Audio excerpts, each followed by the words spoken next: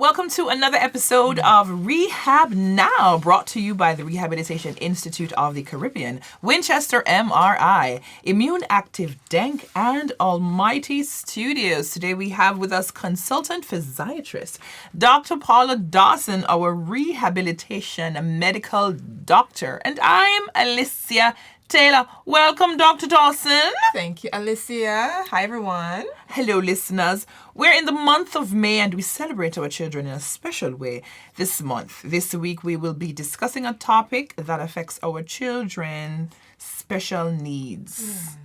That affects our special needs children. Spasticity. Remember that you can get additional information through our social media images. Remember that you can get additional information through our social media pages on Instagram.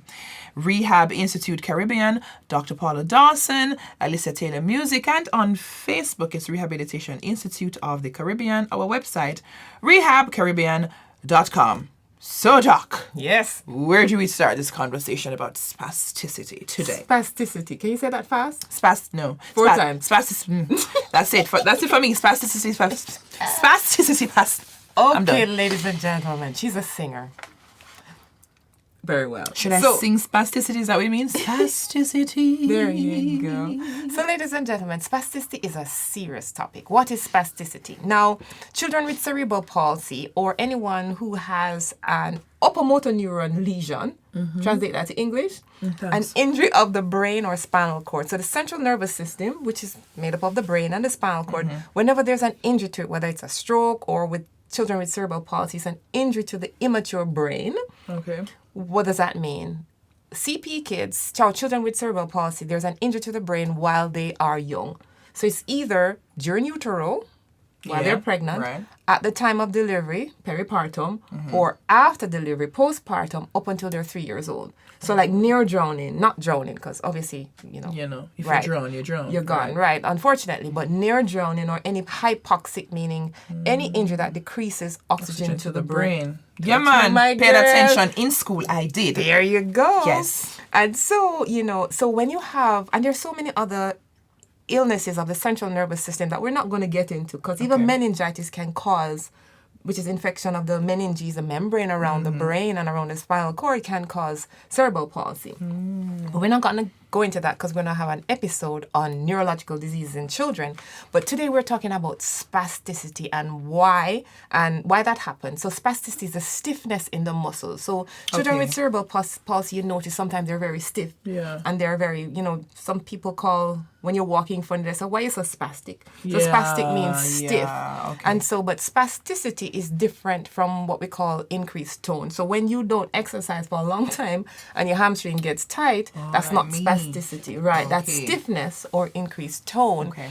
And so spasticity is, there's a medical terminology for it, it's velocity-dependent increase in tone. What does that mean? The faster you move the limb through the range of motion is the more you get a catch. Really? Right, it's dependent on, so you stimulate the sensory nerves and it goes to the spinal cord and then the motor nerves just grab you back. So it's like a loss of control of that arc. It's actually the reflex arc. Have you been to the doctor and they hit you? And then part of your move? Yeah, so that's a reflex arc. So knee jerk is a reflex arc. Okay. And so with children with cerebral palsy and other neurological diseases, that reflex arc loses the upper control of the brain. So the brain cannot control. So if we never had that control, we'll all be very shaky and have a lot of upper motor how do you neurons. explain us being shaky sometimes when we're sleeping? Well, that's different. Body? That's a different. different thing. That's something called clonus. So we have to get into that. Myoclonus and those kind of stuff. Okay. So we get into that another time. The body is amazing, you see, Alicia. It really is. Right. Clonus. And clonus, yeah. So those are different contraction, different from spasticity. But remember, spasticity is a stiffness. Right. It's a stiffness. And so with children with cerebral palsy, when they're really, really stiff, it's hard for them to move. It's hard for them to get around. And so there's an algorithm. I love algorithm, right? I know. Yes. And so as medical doctors, we always like to follow a particular, algorithm. Thank you. You're welcome. To ensure that we cover everything. And so spasticity, increase in tone in our children with cerebral palsy, or other neurological disease. Right, because I wanted to know if it's only cerebral palsy. No. For example, a child may have sickle cell disease, and with the sickle cell, you can actually get a stroke in utero. What is a stroke? An occlusion or blockage of blood going to a particular part of the brain. Very good. I'm good, thanks. Front of the class. Whoa. Hey. So unfortunately, some of our children with sickle cell disease, they may get stroke because there's occlusion of the blood vessel going into the brain, and then one side of the brain might get infarct. It's an infarction, decreased blood flow. And so literally they get a stroke. So just like some people will have one side of the body weaker than the other, and this is called stroke in utero. And another cause of, cerebral palsy is decreased oxygen, right? Hypoxic ischemic encephalopathy. HIE. I'm not even going to try. I know, right? And that's just a big word to say decrease in oxygen while in utero. Yeah. And so cerebral palsy children with spasticity, we treat them and they do very, very well. And I have a team coming to Jamaica. We've been coming. Big up Gillette's Children Hospital in Minneapolis, Dr. Mark Gormley, Dr. Joseph Petronio, our local team, Dr. Saw from Bustamante Children's Hospital, Dr. Mark Morgan from Bustamante Children's Hospital, and the anesthesiologist, Dr. Berry, Dr. From UWI. I'm just calling out everybody. I love that. Dr. Pick up all of these doctors. Oh, God, I love Dr. Jackie Minot. She's one of my favorite persons in the world. Hi, Dr. Jackie. Minot. She's one of the anesthesiologists at UWI. I mean, she and her team of anesthetists, they just come on board. All right, so let me back up.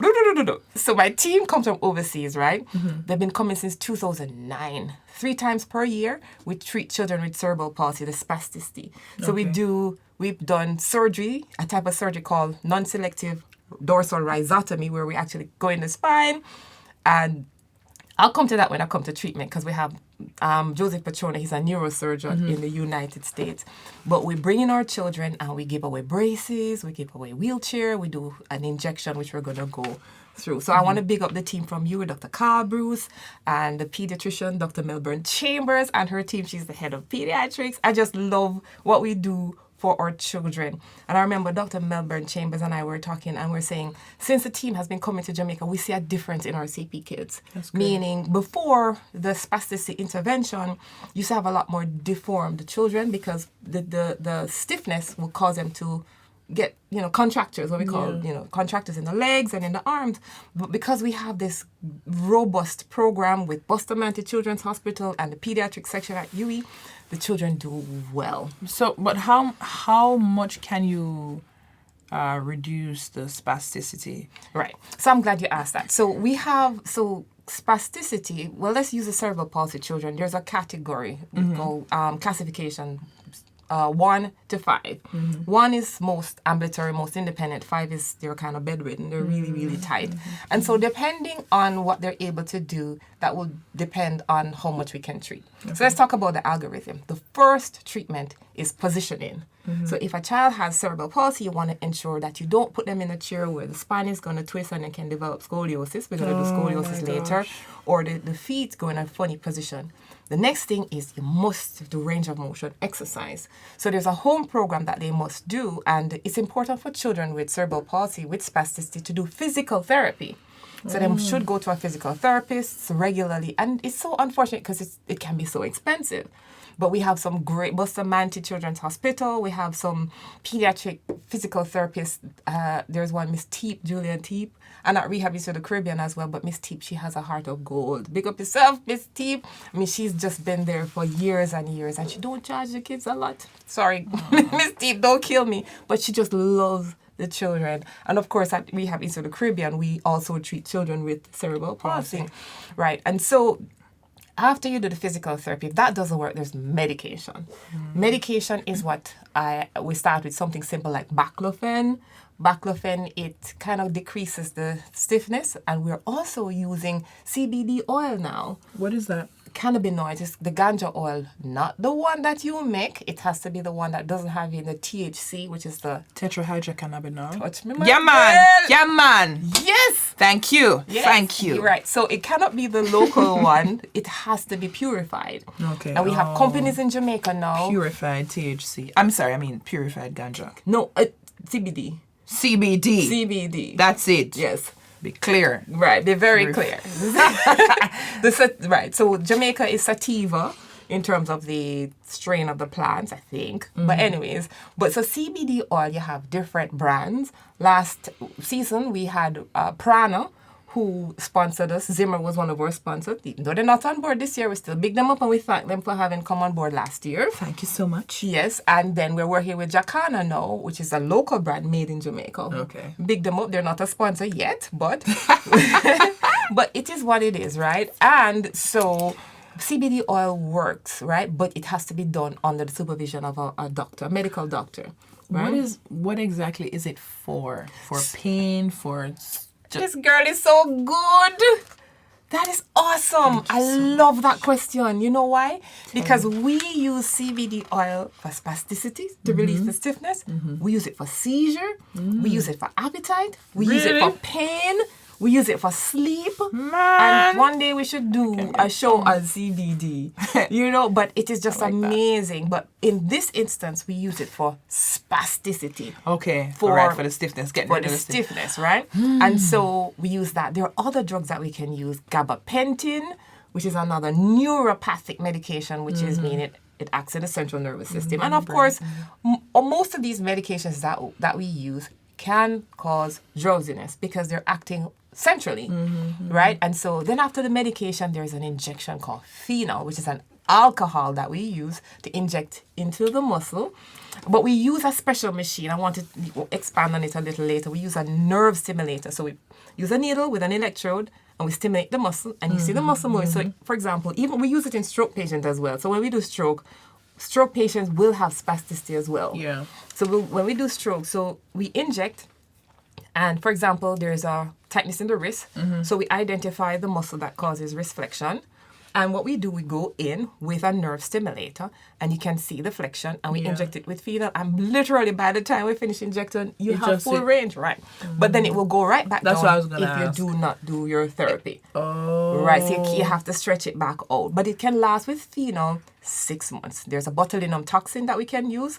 Botox is a brand, and Dysport, same thing you use for headache. It relaxes the muscle. That's another big topic as well. And then when that doesn't work, then we can do surgery. 2 types of surgery. We can release the tendon, and we can also go into the spine and do rhizotomy. And I want us to expand on that some more. But so each algorithm is specific for each child, depending on their impairment.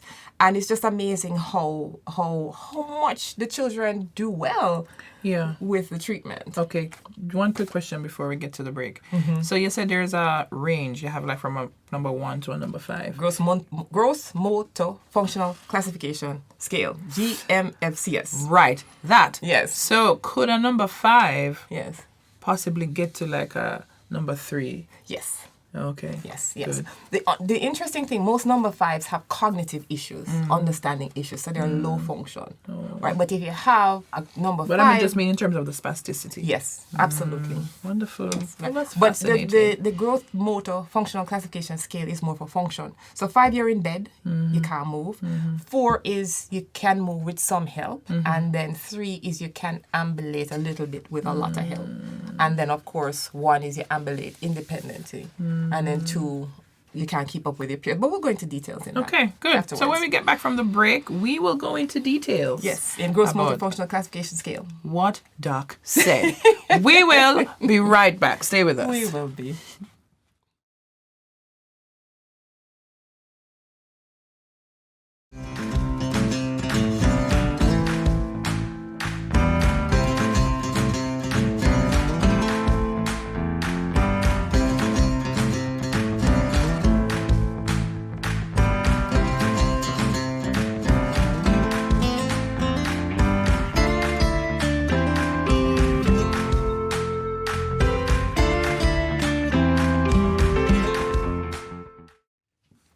And we're back with Rehab Now. We're talking about spasticity.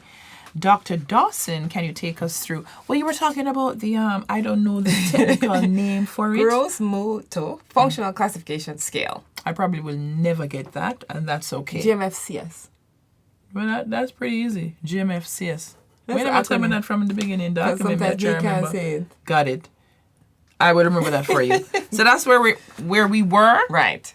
So just catch us up a little bit. All right. So we're talking about cerebral palsy. Now, remember, spasticity doesn't only affect children with cerebral palsy. Right. You say persons who have sickle cell.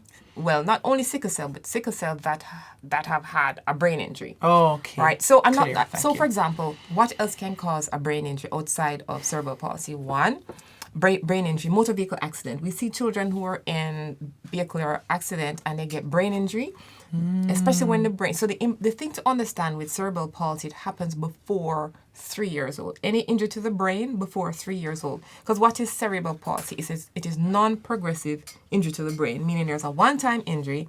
It doesn't get worse, like other degenerative diseases. It stays that, we'll call it an insult to the brain, but what it did to the brain, it causes the brain to lose a lot of function. And there are different degrees of injury, which is how you get the gross motor functional classification scale. And so, depending on how bad the injury is, it will determine your function.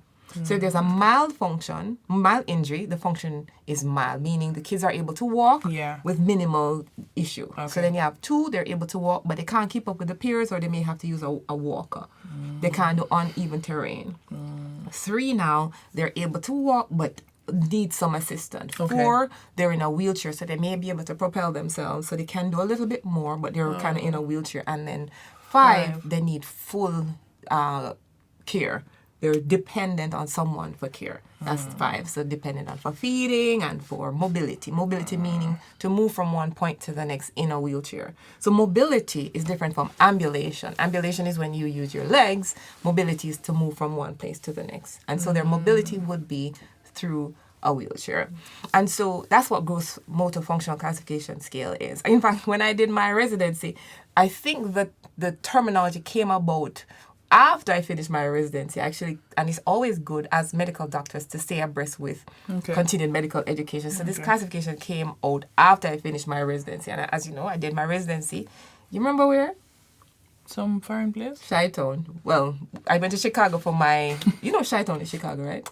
No, Did not know that? Do not. Chicago cold body, see? That is sad. I don't know. I always thought Chicago was like a hot place, man. It is hot, but cool. I get it. Oxymoron. Totally get it. It's like the desert, The desert cold at nighttime, Yeah, man, but it's hot at daytime. That is true.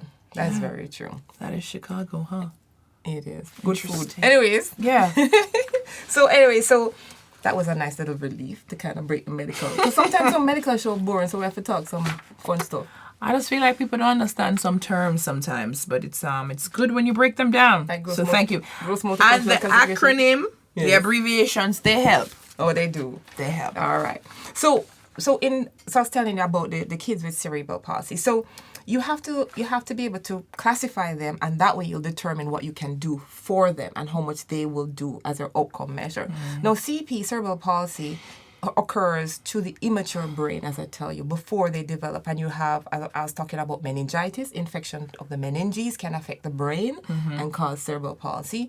Near drowning, shaken baby syndrome, where some kids, I know, so sad, where babies are shaken, they can injure the brain. Falling off the bed. I was going to ask about that. Yeah. I have some children with cerebral palsy who fell off the bed.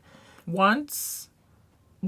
Sometimes you don't even know. Yeah. But the story, the history would be the child fell off the bed when the child was a young age. But sometimes you don't see the dysfunction until the child doesn't meet their milestone. So when they're supposed to sit up, they don't sit up. When they're supposed to walk, they don't walk. When they're supposed to roll over. And so sometimes you don't know until after the child is growing or past a particular age.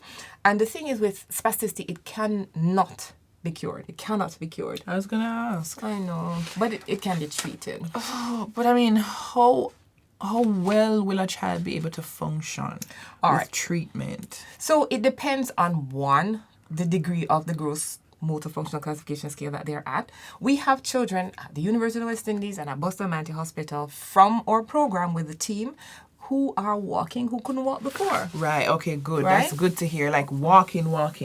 Well, what I call walking is with a roll walker. All right. Right. So we have had kids who were on their knees, getting around on their knees. I know. And then we do the phenol yeah.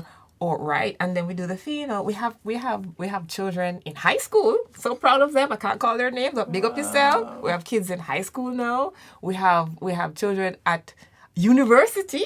Really? Yes, man. They're bright. They're very bright. Some of the cerebral palsy kids, they're very bright. They may have physical disability, but they're so bright and they're so sweet and loving. They're very, very loving. And yeah, man. And so we. So they're able to go around with a walker. Some of them with successful treatment. But here's the thing. Treatment is as successful as a parent or the caregiver is able to do this therapy, because you have to do the rehab. And this okay, so rehab is just gonna be for the rest of their lives? Yes, absolutely. Because here's the thing. As they grow, as the bones grow, the muscles are gonna get tighter. And so you always have to stretch. You always have to do the rehab. You always have to teach balance. You always have to teach coordination. So all of those things have to be an ongoing thing. Okay, so how often they have to be in rehab? Like once a week, twice a week? Right, so here's the thing.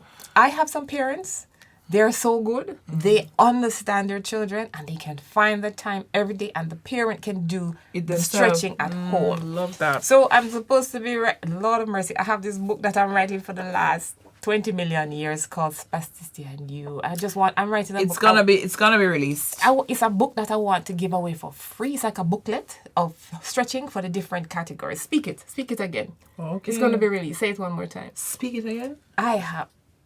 Speak that the book is gonna be released. Okay, got it. It's gonna be released. Yes, man. So it's a book. I find that the parents need to know what they can do. Spasticity and You. Spasticity and You. It's just how to stretch the kids, how to manage the children. And it's not a book that I want to write to make money. It's a book I want to give away. Yeah, man, you're gonna have to make money from it though. No, I don't need money.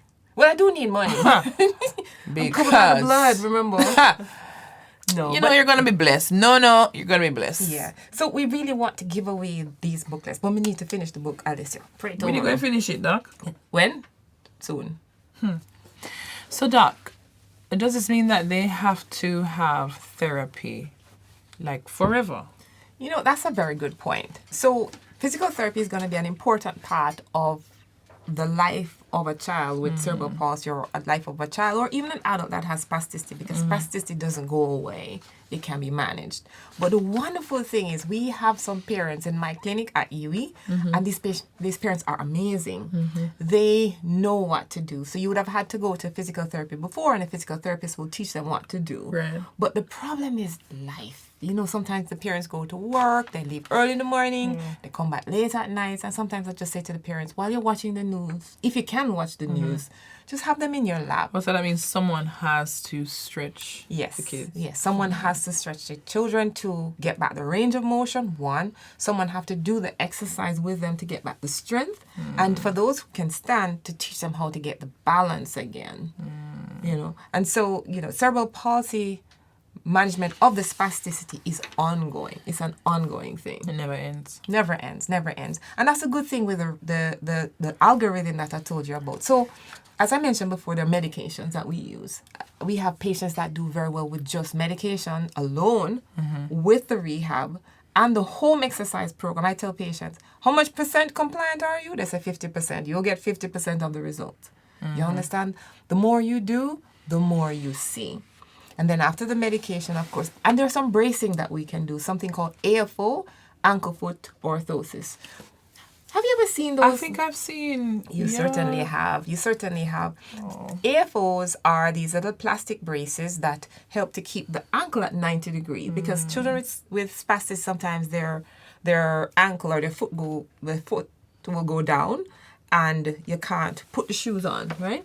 And so what we do is we give them AFOs, and my team from overseas, the team from Gillette Children's Hospital, the Spasticity Workshop between the Bustamante Children's Hospital and the I'm so proud of my team, the University Hospital, the West Indies. They bring braces down 3 times per year, and we give the braces away We just for give them free. away? Free. That's no amazing. charge. Sometimes we give away wheelchairs if we have it. Sometimes we give away wrist splints, which is, sometimes the kids' fingers are together and we give away splints. And there's another program in Negril, I in one of the hotels where they also give away braces. For me, doesn't matter where you get it. We even manage some of those patients' braces. Like sometimes they get tight because you grow them out. For me, teamwork is how you make the dream work. It doesn't matter where you get the brace as long as you get it. So you grow out the brace, and then what happens? You get another one. I have a heating gun. I like it. Heating gun. At Erie. It looks All like a right. blow dryer, but me. it's red hot. And so we can heat the plastic because the braces are made up of plastic. And then we have a special kind of machine, a thing that you hold the brace and you open it out. Okay. So not while it's on the child, of course. No, definitely not while it's on the child. Okay. So we have a heating gun, but the best person to do this is an orthotist. A prosthetist for prosthesis, which is like limbs, artificial foot or hand, or an orthotist. An orthotist is someone who deals with braces. They make braces. And we have orthotists that come with the team every time. And it's just braces for like the body. Braces for like the body or the foot. So the team will be here the 29th of May to the 4th of June, and we'll be doing workshops the entire week at Bustamante Children's Hospital and University Hospital of the West Indies. And then after the bracing, then we do the injection phenol. Now phenol is an alcohol, right? And so phenol, literally we inject you using the nerve stimulator to localize what muscle we need to relax. And phenol actually burns the nerve, and that's what we want to do. We want to decrease because the nerves are firing too much, and we need to quiet the fire. Calm them down. Exactly. And so self-nerves. to do this, we have to do it with the anesthetists at the hospitals, and they have to put the kids to sleep. They call it conscious sedation. So they're sleeping while we're injecting them, so they don't feel the pain. And when they wake up, we give them Panadol, and they're fine. And the parents see good results. Quick question: spasticity, is it painful? It can be. It certainly can be. Some children with spasticity, the legs are kind of the legs are adducted, meaning they're crossed at the hips, and parents will have problems just cleaning the children. Wow. Right? And so it can be very uncomfortable just to walk or just to move around. I remember I had a parent, and we did the phenol injection in the adductors. Her legs were crossed, and the lady said she was happy. She came back and was like, "Why are you happy?" She said, "Me can lap her now." And I'm like, what do you mean? Me can lap her now? She said that before, because the legs were crossed, she couldn't hold the child and carry a bag. And now once we injected the legs were now open. She can lap the child and carry a bag. And you see, Well, it's just small thing. Yeah. And then I just want to say the last thing, which is rhizotomy surgery. Yeah. And this is, of course, done by a neurosurgeon. We have Mark Morgan in Jamaica with his team from Bustamante Children's Hospital. Dr. Saw is an orthopedic surgeon, but he's very integral with the anesthetist at Bustamante. And at UWI, Dr. Carl Bruce and Peter Charles, he's another part of the team. And, of course, Professor Ivor Crandon was a part of the team as well. And so they go into the spine. So we have Joseph Petronia. He is well known in the United States. He has the lowest complication rate for this type of surgery, and he comes to Jamaica. So we're very grateful. Team, welcome when you come next week. Well-equipped team. Thank you so much, Doc. So that was Spasticity. Learned a whole lot, and I'm sure our listeners really appreciate all of what you said.